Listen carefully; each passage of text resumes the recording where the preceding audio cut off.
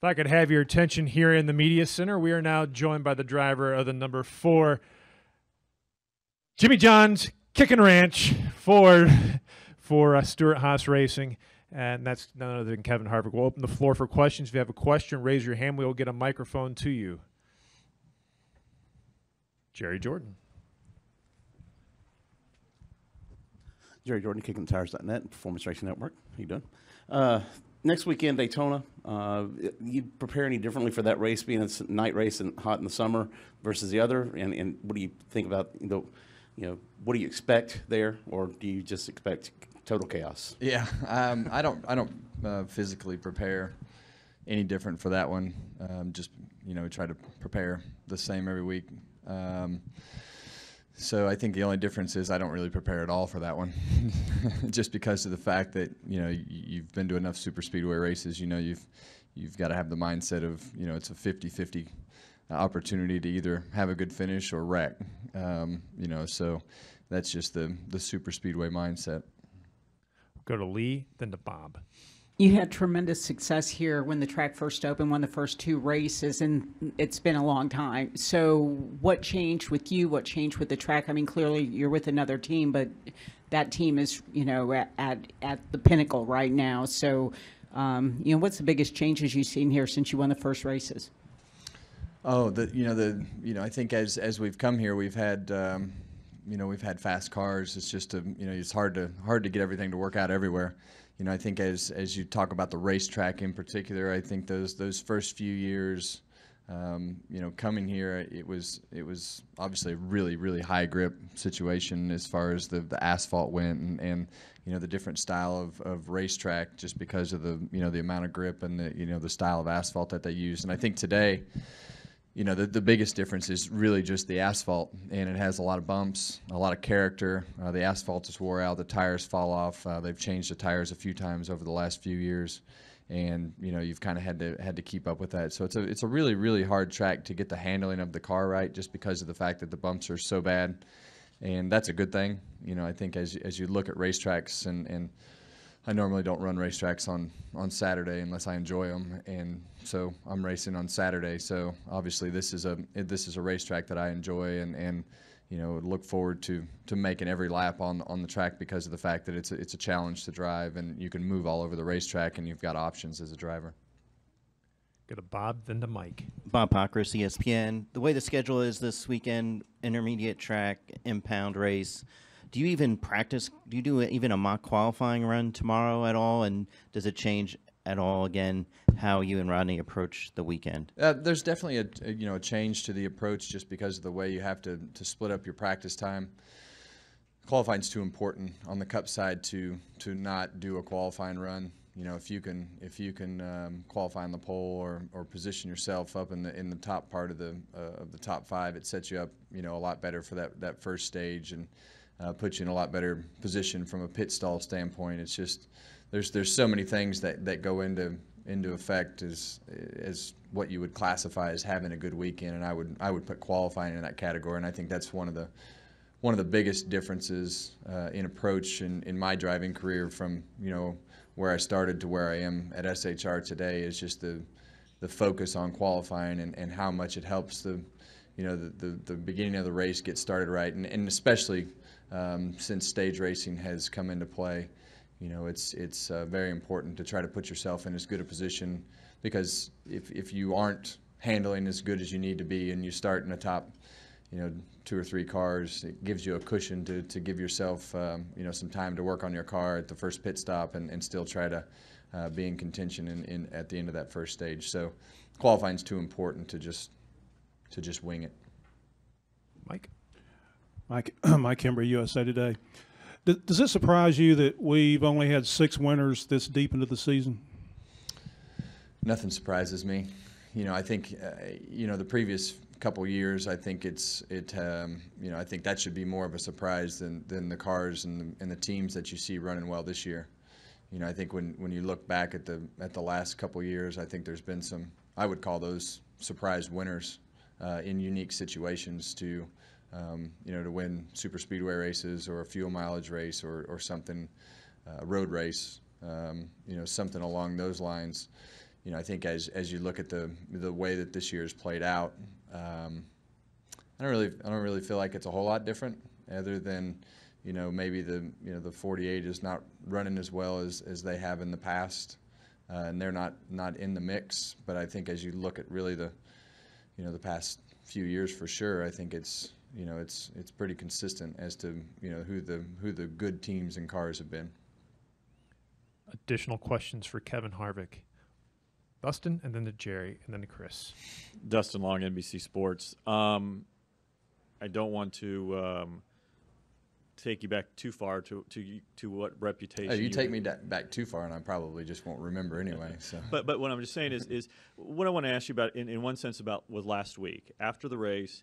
Rodney apologized on the radio. You were very calm. Certainly, as you've grown and matured, I understand there are times where you've been very good to your guys. There have been times where you're like, hey, we got to do this, we got to do that.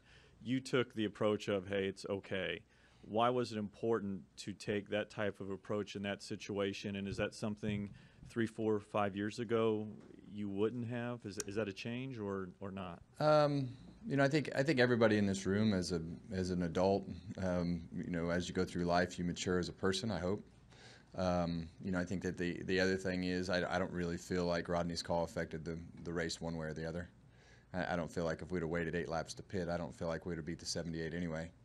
I think that Martin had the best car at that particular point, and we were fighting things that you know, nobody really knew about at that particular time, not even Rodney. I usually try not to talk about our weaknesses on the radio so that I can always tell them afterwards. So, you know, there were things going on that you know, after the first 2 stages that I felt like, you know, we were in position to be competitive with the 78, but you know, we got a little bit worse, and I feel like he got a little bit better at the end of the race, and 8 laps of pitting wasn't going to change the outcome. And when you have something that is going as well as everything that we have going, and I mean, there's no reason to put a chink in the armor and start to tear it down.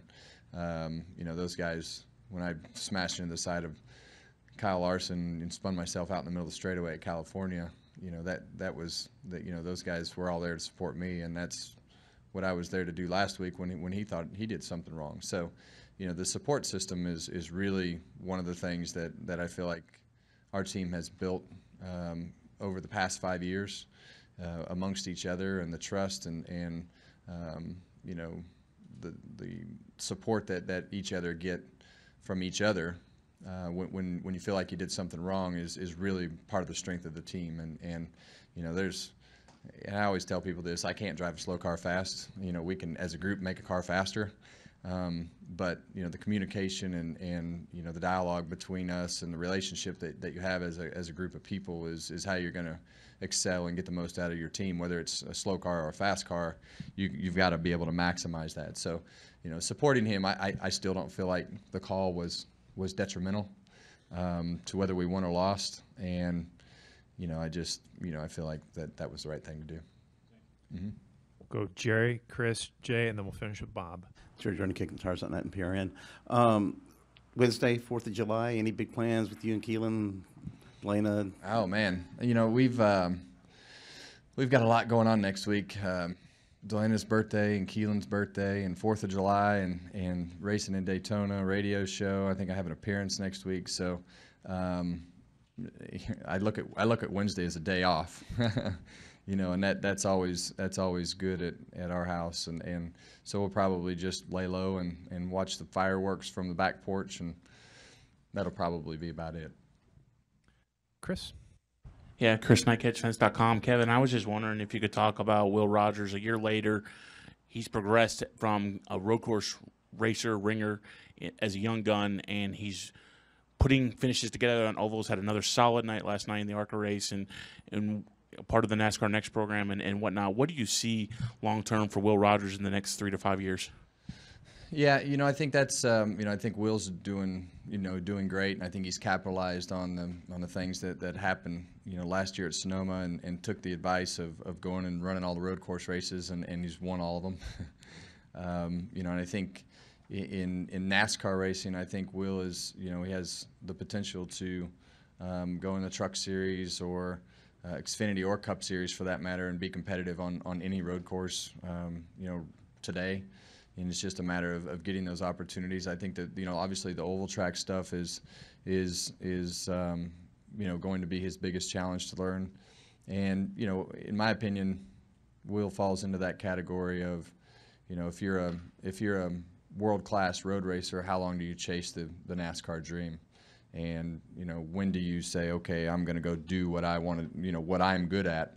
And, you know, you look at, you know, Danny Lasowski and you know, a lot of these sprint car guys that have chased what they're good at and the things that they've done their whole life. And you look at Steve Kinzer, who, you know, wasted 2 or 3 years of his career when he could have been earning top dollar and winning races, you know, at that particular form of racing. Is it worth wasting those years? Is it really worth, when do you say I'm wasting my time? I could be, you know, a world-class road racer and earning X amount of dollars at the top level of drivers and winning world-class races in a road race, or when am I the sprint car driver that says, you know, I've gone through this whole process of trying to be a sprint car driver, and now I want to go chase the NASCAR dream. And you know, are you going to be able to go back?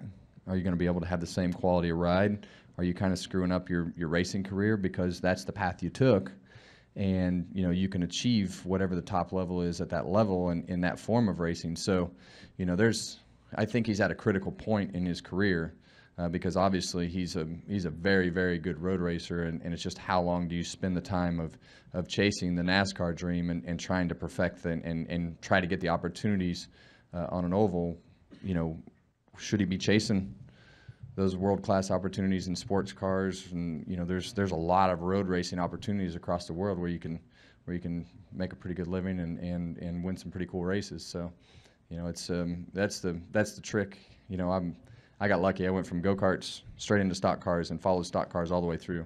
I'd never be a good dirt late model racer like Scott Bloomquist. You know, and I think when you see Bloomquist come over and, you know, try the trucks and you know, you see Ron Fellows. You know, Ron Fellows is another classic example, and you know, you see him venture off into the truck series, and he did it for a very short period of time because he had a great ride in the Corvettes and didn't want to mess that opportunity up. That's why he got the opportunity. But, you know, a lot of these young kids want to chase something and develop something instead of chase their actual real talent. Jay. Clear.